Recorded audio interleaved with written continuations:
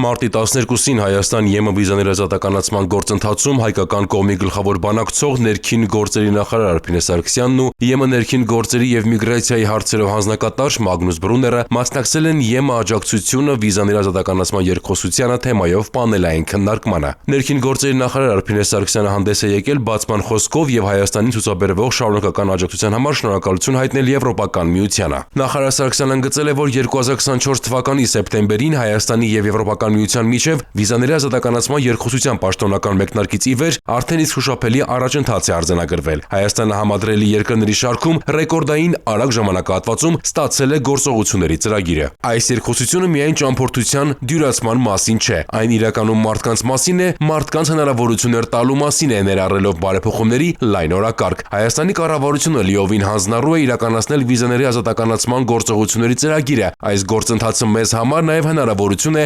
շարունակելու այն բարեփոխումները, որոնք արդեն իսկ իրականացվում են պետական կառավարման, անվտանգության եւ իրավական համակարգերի ոլորտներում, նշել է Արփինե Սարգսյանը, ընդգծելով գործընթացում ներքին գործերի նախարարության առանցքային դերը։ Նրա խոսքով գերատեսչության ուշադրության կենտրոնում են հատկապես միգրացիայի կառավարումը, իրավապահ մարմինների համագործակցությունը, փաստաթղթերի անվտանգության ապահովումը եւ հատկապես սահմանների ինտեգրված կառավարումը։ Արփինե Սարգսյանը ընդգծել է, որ էֆեկտիվ արդյունք արձանագրելու նպատակով անհրաժեշտ է գնալ հեղափոխական փոփոխությունների ճանապարհով։ Նախարար Սարգսյանի խոսքով գործընթացը համակարգված առաջ տանելու համար փոխվարչապետի գլխավորությամբ ստեղծվել է աշխատանքային խումբ, որի նպատակն է գնահատել Հայաստանի օրենսդրական եւ քաղաքական շրջանակը վիզաների ազատականացման գործողությունների ծրագրի համատեքստում։ Միաժամանակ ներքին գործերի նախարարի հրամանով ստեղծվել է նաև միջգերատեսչական փորձագիտական աշխատանքային խումբ։ Արփինե Սարգսյանը որպես հայկական կողմի գլխավոր բանակցող ընդգծել է Եվրոպական միության կողմից տրամադրվող ֆինանսական, փորձագիտական եւ տեխնիկական աջակցությունը եւ վստահեցրել, որ Հայաստանը վճռական է շարունակել այս ճանապարհը, հասնելու Հայաստանի Հանրապետության քաղաքացիների համար առանց վիզայի ճամփորդության հնարավորությանը։